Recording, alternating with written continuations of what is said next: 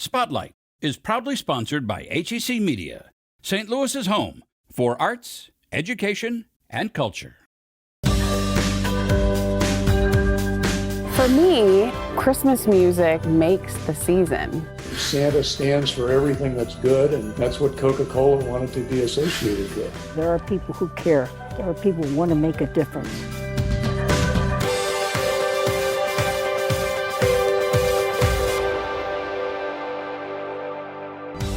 Today on Spotlight, they call her the Jewish Santa, why she was inspired to help thousands of kids.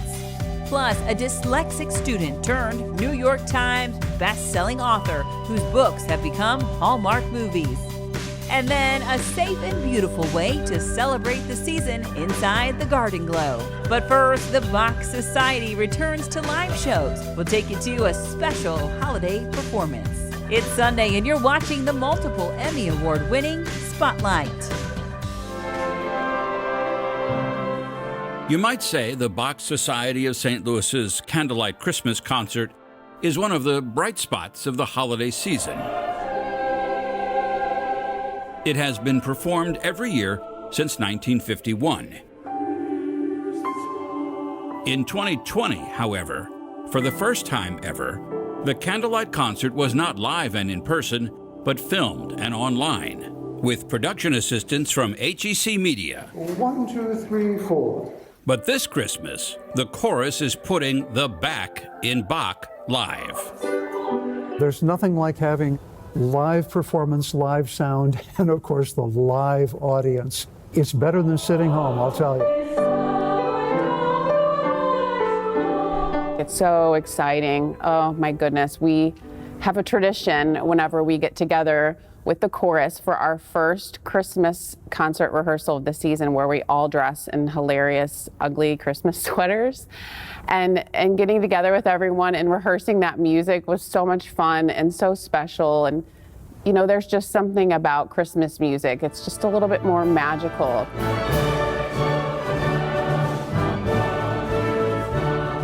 For the Bach Society of St. Louis, the holiday magic began at the old Kiel Opera House, known today as the Stiefel Theater. In 1951, the founder of the Bach Society, Dr. William Heine, decided it was time to do something very special for Christmas, in that most of his concerts had been taking place since 1941, in the spring of the year. Well, the Christmas Candlelight Concerts were so popular they'd have to do two nights a year, then 3 nights a year, and even more. And this continued all the way up until 1968, when Powell Hall opened, and the Candlelight Concert has been at Powell Hall ever since. Of all the Bach Society's programs, the Christmas Candlelight Concert is its most popular event of the year.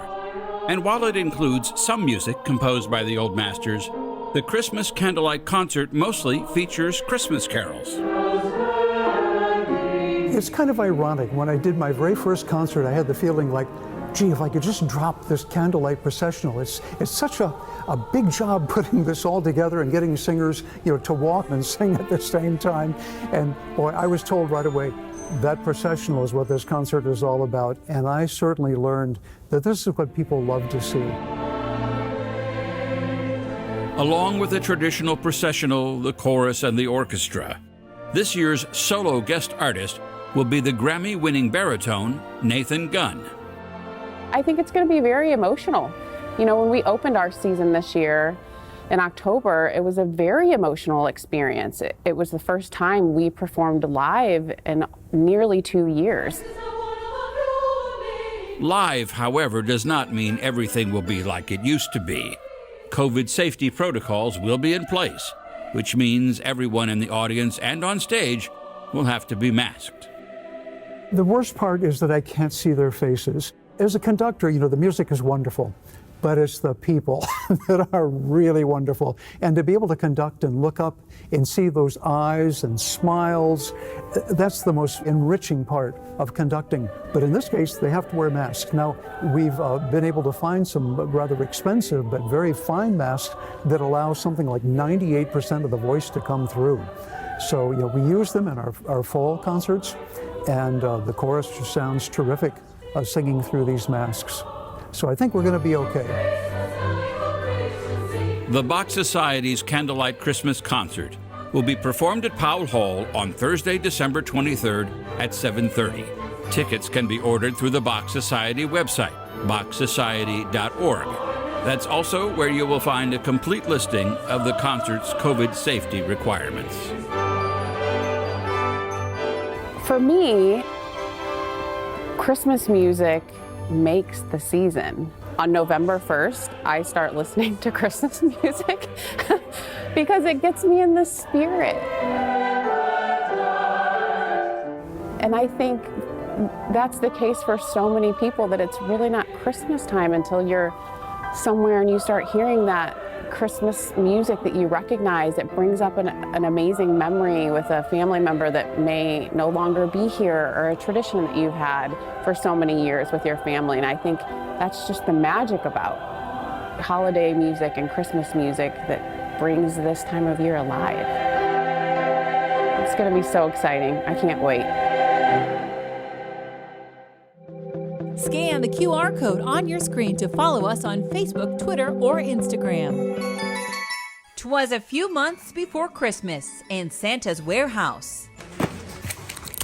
The elves were busy wrapping. And wrapping. And wrapping some more. No, these aren't North Pole elves. They're St. Louis Santa's Helpers. Santa's Helpers, Inc., to be exact. A nonprofit group that's been around for over 50 years. I am the executive director of Santa's Helpers, Inc., which takes care of thousands of children every Christmas and hundreds of children for Christmas in July with homeless kids. Founder Rita Sweener started the idea after adopting a family as a student at UMSL. So it started one family, and then it went to 5, then it went to 10, then it went to 15, then it went to 20, and it's just growing and growing and growing. Last year, they provided gifts on Christmas for 1,132 families.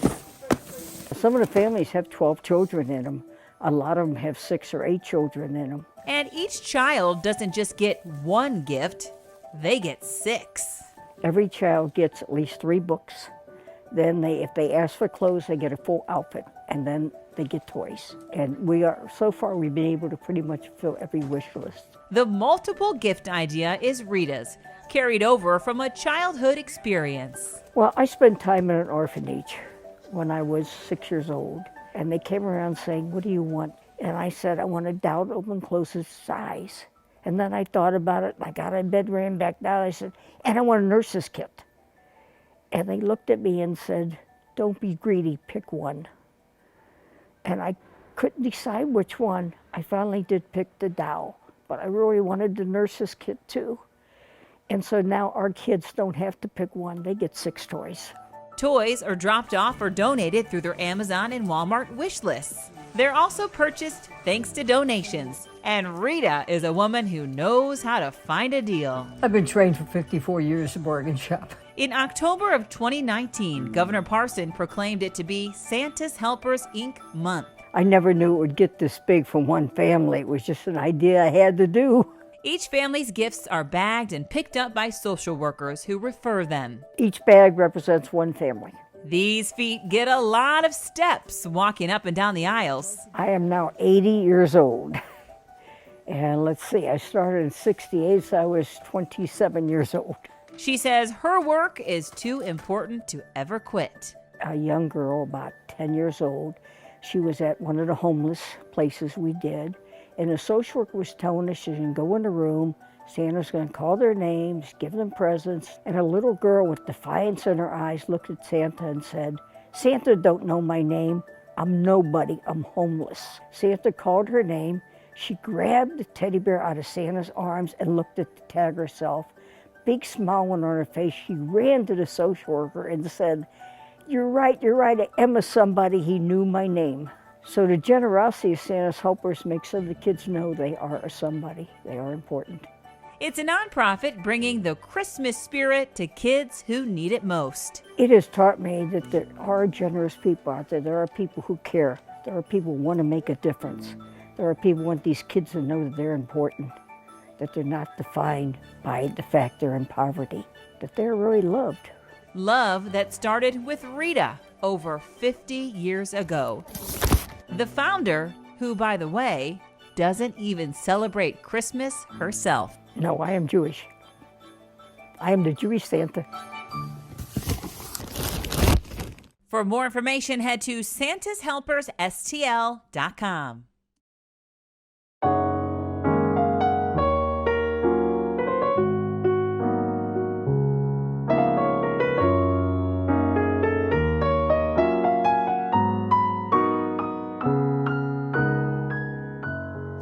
Chestnuts roasting on an open fire, Jack Frost nipping at your nose,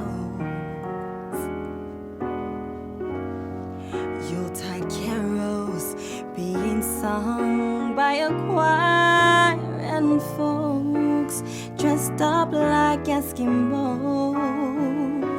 Everybody knows a turkey and some mistletoe will help to make the seasons bright.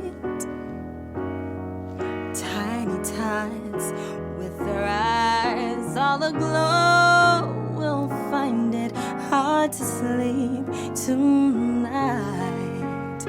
They know that Santa's on his way. He's loaded lots of toys and goodies on his sleigh, and every mother's child is gonna spy to see if reindeer really know how to fly. And so I'm offering this simple phrase to kids from 1 to 92. Although it's been said many times, many ways, Merry Christmas to you.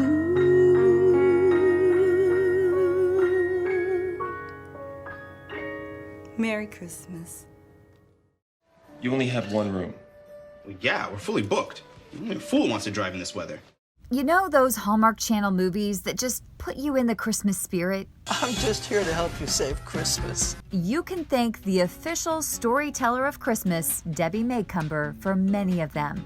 And I want to give them something that's going to make them feel good and make them want to, give them inspiration and hope that they could find that same kind of happiness themselves. You'll find that common theme not just in Debbie Macomber's Christmas novels turned movies, but in most of her many books. Over her 40-year career, she's written everything from romance novels to children's books. And now she even has her own magazine. In this conversation, the #1 New York Times best-selling author talks about how she couldn't even read before the 5th grade. I really think dyslexia is a gift that God gave me. I always had trouble in school. The 3rd grade teacher told my mother, Debbie's a nice little girl, but she is never going to do well. Oh. And, that kind of just followed me all the way through school. I mean, I feel fortunate to have graduated from high school.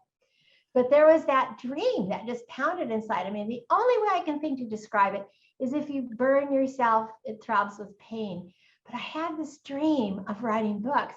And every time I thought about it, I throbbed with joy. Well, I see a little typewriter behind you. The typewriter is to help me remember exactly where I started and where I came from. A rented typewriter on the kitchen table. You rented a typewriter? Yes. So you typed and wrote, but it wasn't like you sent in that book and away you went, and now you've got the Debbie Macomber, media franchise that it is. That it didn't happen that easily, did it? No. It was 4 books, 5 years. I used to say that my manuscripts got rejected so fast that they hit the back of my head on the way home from the post office.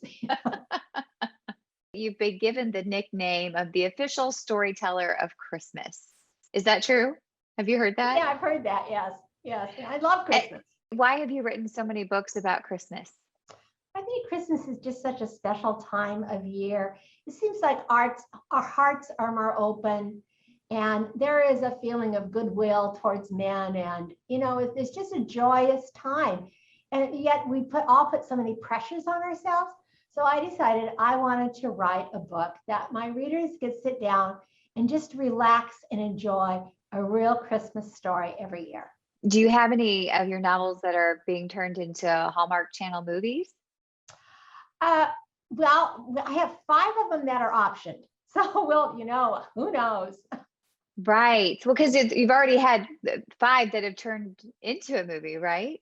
Yes, Is it something 5? like that, yeah. And are you involved in any way? Do you go on the set, or does that all happen outside of what you do? Almost every movie I have been up to the set of, and my kids have been in the scenes. They don't have any speaking parts. I had a speaking part in one of the Cedar Cove episodes. What is that like to be on the set? I'm sure they're not exactly the way that you saw them. Not at all. But my husband has a very succinct way of making me understand if I have any quibbles. And he says, the check cleared. Scan the QR code on your screen with your phone's camera to watch the full interview, or just head to hecmedia.org. We'll have you dreaming of a white Christmas later on Spotlight. We are at the Missouri Botanical Garden for our 9th annual Garden Glow. We have more than 1 million lights throughout the garden in 30 different installations that you can walk through and experience and really engage with. A lot of visitors are familiar with the Missouri Botanical Garden in the daylight, in the warmer months, the spring, summer, and fall.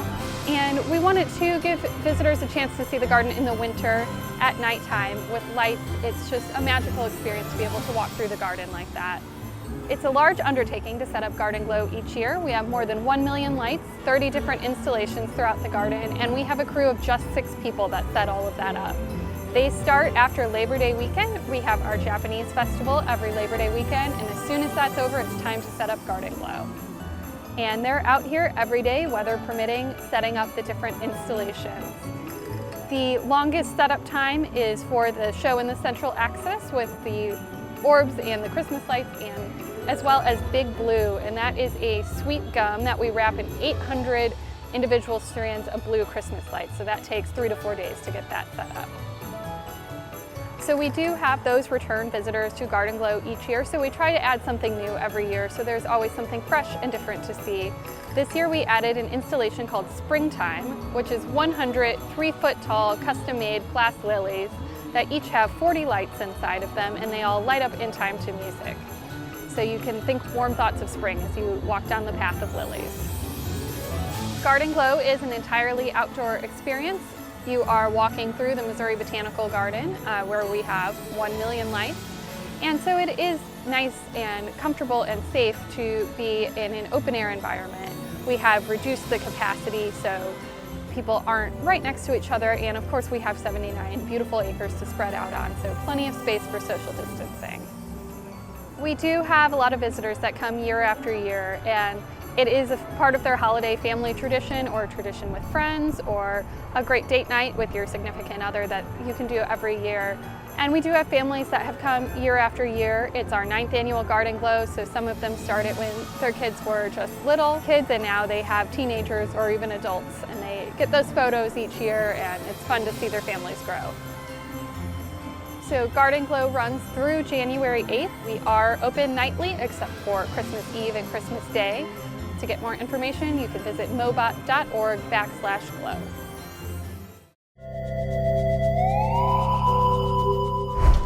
Since 1975, St. Charles, Missouri has been transforming their historic Main Street into a holiday wonderland.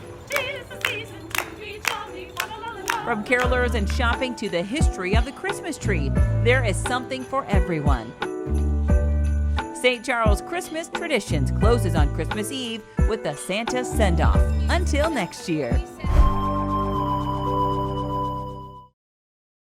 Hi, I'm Aaron Lane from Bass Tire, Santa's favorite local tire store. Every Christmas, Santa makes a fortune helping businesses make their fortune by appearing in their ads. No wonder he's so jolly. But of all the ads Santa has appeared in over the years, The iconic image of the chubby, merry, grandfatherly Santa we have today was created by an advertising agency based in St. Louis, working for a company based in Atlanta. The agency was Darcy Advertising, and the company was Coca-Cola. Darcy had the Coke account from 1906 to 1955. Before Darcy came out with this ad, Santa was depicted as a rather stern character. He was rather thin and garbed in sort of a brown uniform. Darcy began using Santa in Coca-Cola's advertising in the 1920s. This ad, drawn in 1930 by an artist named Fred Misen, depicted a department store Santa enjoying the pause that refreshes at what was then the world's largest soda fountain, located in the famous Bar department store in downtown St. Louis. But the following year is when the enduring image of the actual Santa was created by an artist named Haddon Sundblom, who also created the look of other iconic advertising characters, including the Quaker Oats Man.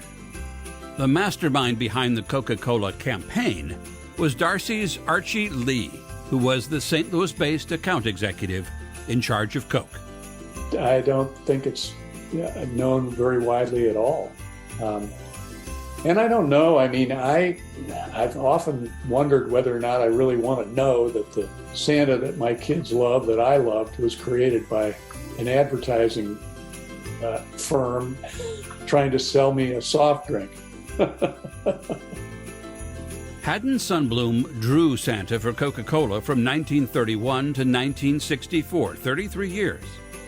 At first, Sundblom had used one of his neighbors as the model. But when that man died, after some reflection, Sundblom started using his own face. The rest of Santa's look was truly pure poetry. He just followed the description that was in 'Twas the Night Before Christmas and created a quite jolly old elf. And that was the image that America came to love, and I guess the rest of the world came to love after that. Oh my gosh, you couldn't find a more iconic character to be seen with your product. I mean, it was brilliant. Santa stands for everything that's good, and that's what Coca-Cola wanted to be associated with. And being associated with Coca-Cola was also good for Darcy. Their success with Coke helped the St. Louis-based agency land another beverage account. Lies. It was just amazing to think that this company in St. Louis was competing with some of the biggest agencies in the country. It's not nice to fool Mother Nature. Darcy would go on to give us many more memorable ads and characters. But today, Darcy itself is just a memory. It was acquired by a French firm in 2002, which closed the office in St. Louis and retired the Darcy name. But thanks to Darcy's creativity, the world will always share a thirst for Santa. Advertising is really a mirror of our culture at the time. And, you know, it's sometimes is just a flash in the pan where you see an ad or a commercial and you instantly identify with it because it's reflecting you. And some last years or even decades, like the Haddon Sundblom ad for Coca-Cola.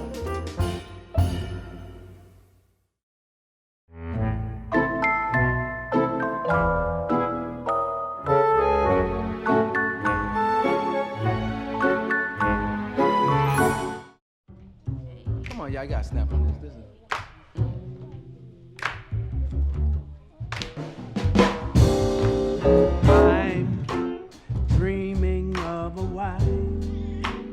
Christmas. That's Paw, y'all. Just like the one I used to know, where those treetops glisten and children listen to hear the sleigh bells in the snow.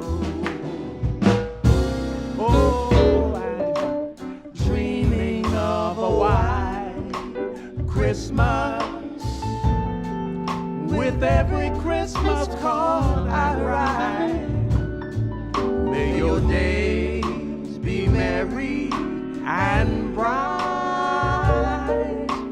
and may all your Christmases be white.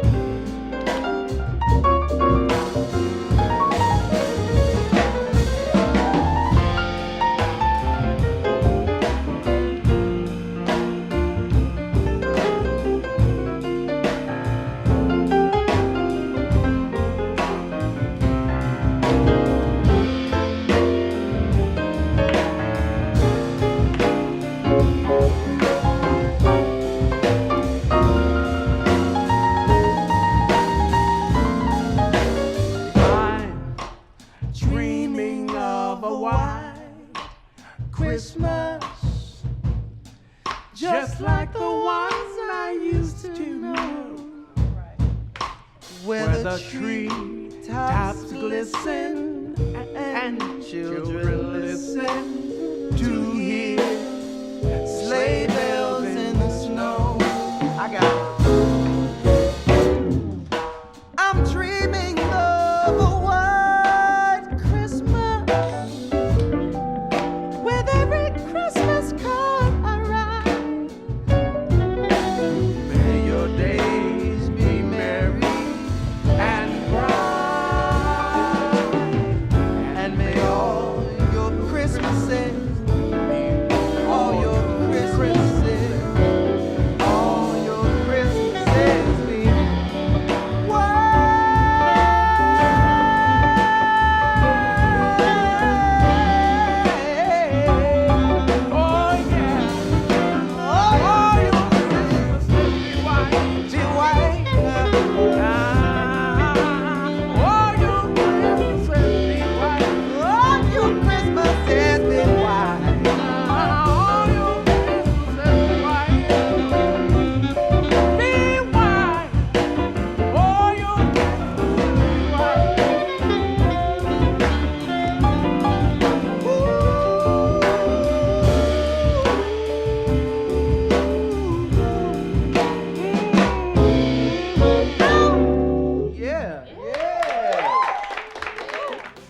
Next week, inside the Tennessee Williams Festival in St. Louis.